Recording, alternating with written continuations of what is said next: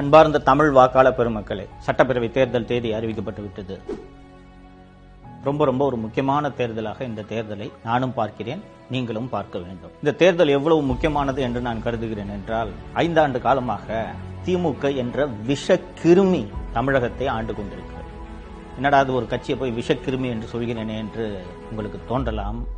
தொடர்ந்து பல்வேறு வீடியோக்களில் ஏன் இந்த கட்சி விஷக்கிருமி என்று நான் விளக்குகிறேன். தமிழகத்தை காப்போம் என்பதுதான் இந்த வீடியோ சீரிஸோட கான்செப்ட். தமிழகத்தை காப்போம் அப்படின்னா, நான் தமிழ்நாடு காப்பாற்றுற நிலைமையில இருக்கு, என்ன யார்ட்டையாவது மாட்டிக்கிட்டு இருக்கா அப்படின்னா மாட்டிக்கிட்டு தான் இருக்கு. மு.க. ஸ்டாலின் என்ற கருணாநிதியின் குடும்பத்திடம் இந்த தமிழகம் மாட்டிக்கொண்டு இருக்கிறது. இப்படி இந்த குடும்பத்திடம் மாட்டிக்கொண்டிருக்கக்கூடிய தமிழகத்தை, நாம் நேசிக்கக்கூடிய தமிழகத்தை காப்பாற்ற வேண்டியது ஒவ்வொருவரின் கடமை. தமிழனாக பிறந்த ஒவ்வொருவரின் கடமை தமிழகத்தை இந்த திமுக என்ற விஷக்கிருமியிடமிருந்து காப்பாற்ற வேண்டியது. அதனாலதான் தமிழகத்தை காப்போம் என்ற ஒரு சீரீஸை நான் தொடர்ந்து பல்வேறு வீடியோக்களை பேசப் போகிறேன். 1949 தொடங்கி கிட்டத்தட்ட 75 ஆண்டுகள் ஆகிவிட்டது திமுக தொடங்கி, இல்லைங்களா? அதிமுக என்ற கட்சி தொடங்கிய 52 வருஷம் தான் ஆகுது. அதுவும் திமுகவிலிருந்து பிரிந்து வந்து தொடங்கப்பட்ட கட்சி தான் அதிமுக.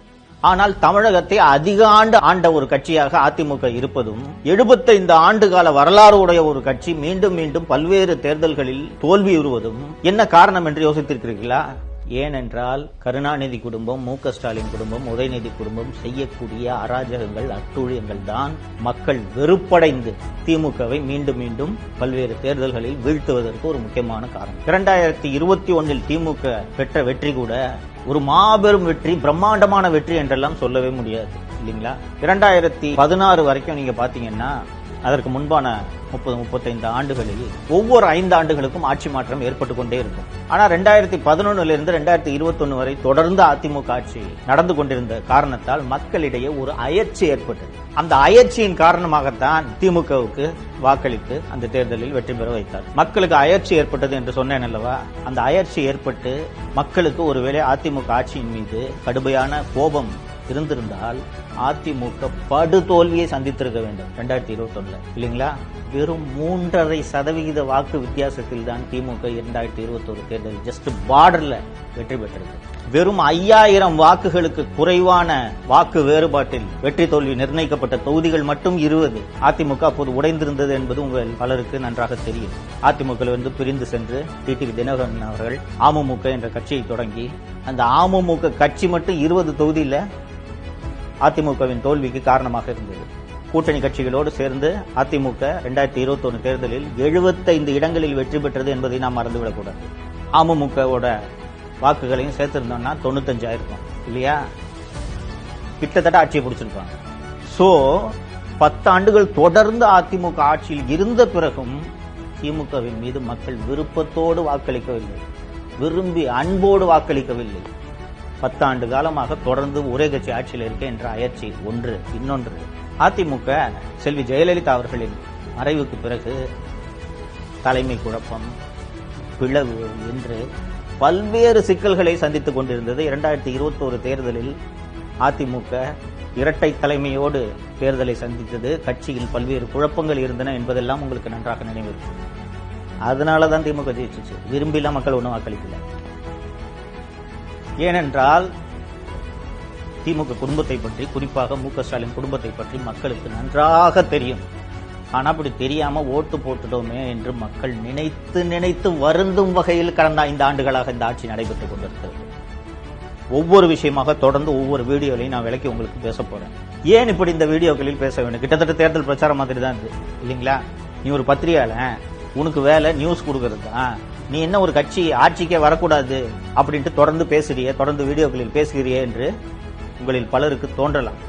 நான் தொடக்கத்திலேயே சொன்னது போல, தமிழ் மண்ணை, தமிழகத்தை, 3000 ஆண்டு நாகரிகத்திற்கு சொந்தமான இந்த மண்ணை நேசிப்பவன் ஒருவன் இருந்தால் அவன் திமுகவுக்கு வாக்களிக்க மாட்டான், திமுகவை மீண்டும் ஆட்சிக்கு வரவிட மாட்டான். நான் ஒரு பத்திரிகையாளராக இருக்கிறதுனால சின்ன வயசுலேருந்தே எனக்கு புத்தகங்கள் மற்றும் செய்திகள் படிக்கிற வழக்கம் அதிகம் உண்டு. அது போக கிட்டத்தட்ட ஒரு 15 ஆண்டுகளாக 18 வருடங்கள் அரசு ஊழியராக இருந்தேன். அதுக்கு பிறகு ஒரு 15 ஆண்டுகள் ஊடகத்துறையில் பணியாற்றிக் கொண்டிருக்கிறேன். இந்த ஊடகத்துறையில் பணியாற்றுவதால் ஏற்கனவே 18 ஆண்டுகள் அரசு பணியிலும் இருந்ததன் காரணமாக எனக்கு பல்வேறு அதிகாரிகள், பத்திரிகையாளர்கள் உள்ளிட்ட அரசியல்வாதிகள் உள்ளிட்ட பலரோடு பழக்கம் இருக்கிறது. இவர்களுடைய தொடர்புகள் மற்றும் பழக்கத்தின் காரணமாக உங்களில் பலருக்கு தெரியாத பல விஷயங்கள் எனக்கு தெரியும். அதாவது உங்களுக்கு தெரியாத விஷயங்கள்னா பெரிய ரகசியம்லாம் ஒண்ணும் இல்லை. அரசுல என்ன நடக்குது, இந்த குடும்பம் என்ன பண்ணுது, இந்த குடும்பம் எப்படியெல்லாம் கொள்ளையடிக்குது, இந்த அரசு கொள்ளையடிப்பதற்காகவே எப்படி நடக்கிறது, காவல்துறையை கூலிப்படையாக பயன்படுத்தி எதிர்குரல்களை எப்படி நசுக்குகிறது, இது போன்ற பல்வேறு உள் விவகாரங்கள் எனக்கு தெரியும். இந்த உள் விவகாரங்கள் அத்தனையையும் தமிழக சட்டப்பேரவை தேர்தலில் வாக்களிக்கக்கூடிய ஒவ்வொருவரும் தெரிந்து கொள்ள வேண்டும் என்பதற்காகத்தான் தமிழகத்தை காப்போம் என்ற தலைப்பில் தொடர்ந்து பல்வேறு வீடியோக்களை நான் பேச இருக்கிறேன்.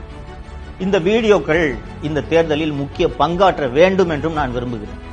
நான் ஒன்றும் பெரிய சூப்பர் ஸ்டார் இல்ல, நடிகர் இல்ல, பெரிய விளையாட்டு வீரர் இல்ல, ஒரு சாதாரண பத்திரிகையாளன், யூடியூபில் தொடர்ந்து பேசக்கூடியவன்.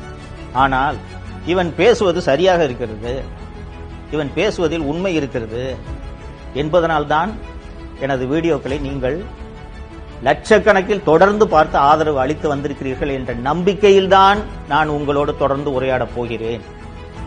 மக்களே, திமுக திருப்பி ஆட்சிக்கு வந்துச்சுன்னா இந்த தமிழ்நாடு என்ன ஆகும், இந்த தமிழ்நாடு மக்கள் என்ன ஆவார்கள் என்று என் மனது பதைக்கிறது. அச்சப்படுகிறேன், என்ன ஆகுமோ தமிழ்நாடு என்று. இந்த அச்சம் உங்களில் ஒவ்வொருவருக்கும் வர வேண்டும் என்பதுதான் என்னுடைய விருப்பம். அதன் காரணமாகத்தான் நான் தொடர்ந்து பல்வேறு விஷயங்களை உங்களுக்கு விளக்கி இந்த வீடியோக்களில் பேசப் போகிறேன். தமிழகத்தை காப்போம். இது தமிழனாக பிறந்த, தமிழ்நாட்டில் வாக்களிக்கும் உரிமை உள்ள ஒவ்வொருவரின் மனதிலும் மந்திரமாக ஒலிக்க வேண்டும் என்று நான் விரும்புகிறேன். இந்த குடும்பத்துக்கிட்ட இருந்து தமிழ்நாட்டை காப்பாற்றுறது நம்ம ஒவ்வொருத்தரோட கடமைன்றதை நீங்க மறந்துடக்கூடாது. நான் பல்வேறு வீடியோக்களில் பல்வேறு விஷயங்களை விளக்கப் போகும்போது நீங்களே புரிந்து கொள்வீர்கள். நான் ஏன் பேசப் போகிறேன், நான் பேசப் போகக்கூடிய இந்த வீடியோக்கள்ல இருக்கக்கூடிய விஷயங்களின் முக்கியத்துவம் என்ன, அது எல்லாவற்றையும் விட இந்த தேர்தலின் முக்கியத்துவம் என்ன அப்படின்றத தான் நீங்க புரிஞ்சுக்கணுன்றதுக்காக இந்த விளக்க வீடியோவை நான் உங்களுக்கு அளிக்கிறேன். ஒரு மிக பலப்பொருந்திய கூட்டணியாக திமுக உங்களை சந்திக்க வருகிறது. திமுக, காங்கிரஸ் உள்ளிட்ட பல்வேறு கட்சிகள் அந்த அணியில் இருக்கின்றன. பார்ப்பதற்கு ஒரு பிரம்மாண்டமான கூட்டணியாக உங்களுக்கு தோன்றும். பிரம்மாண்டமான கூட்டணியாக கூட அது இருக்கலாம். லெட்டர் பேட் கட்சியெல்லாம் கூப்பிட்டு கூட்டணி பேச்சுவார்த்தை நடத்திட்டு இருந்தாங்க, பார்த்திருப்பீங்க. ஆம் ஆத்மி கட்சி என்ற கட்சி புதிதாக தோன்றி டெல்லியில் ஆட்சியை பிடித்தது, இப்போது பஞ்சாபில் ஆட்சி செய்து கொண்டிருக்கிறது இல்லைங்களா? அந்த கட்சி வேறு மாநிலங்களில் இருக்கிறதா என்று கேட்டீர்கள் என்றால் வேறு எந்த மாநிலத்திலையும் அந்த கட்சி சொல்லிக்கிற அளவுக்கு பலமாக இல்லை. ஆம் ஆத்மி கட்சி டெல்லியில் தொடங்கிய போதே தமிழகத்திலும் தொடங்கப்பட்டது. அந்த கட்சி தொடங்கி சில மாதங்களிலேயே அந்த கட்சியில் இருந்தவங்களாம் இது ஒன்றும் விளங்காதுன்னு சொல்லிட்டு, ஏன்னா அந்த ஆம் ஆத்மி கட்சியின் தோற்றமே ஊழலை ஒழிப்பதற்காக ஏற்படுத்தப்பட்ட கட்சி. அப்புறம் அந்த கட்சி தமிழகத்தில் ஆம் ஆத்மி தொடங்கப்பட்டவுடன் ஐயா இது ஊழலை ஒழிக்கிறதுக்கான கட்சி இல்லை, இது விளங்காதுன்னு சொல்லிட்டு அங்கிருந்து விலகி போய் அவர்கள் தொடங்கியதுதான் ஊழல் எதிர்ப்பு இயக்கமாக இன்று வளர்ந்து செயல்பட்டுக் கொண்டிருக்கக்கூடிய அறப்போர் இயக்கம். சோ அந்த அறப்போர் இயக்கம் போன உடனே அந்த ஆம் ஆத்மி கொள்கையில் நம்பிக்கையோட எல்லாருமே போயிட்டாங்க. ஆம் ஆத்மி கட்சின்றது இன்னைக்கு ஒரு லெட்டர் பேட் கட்சி.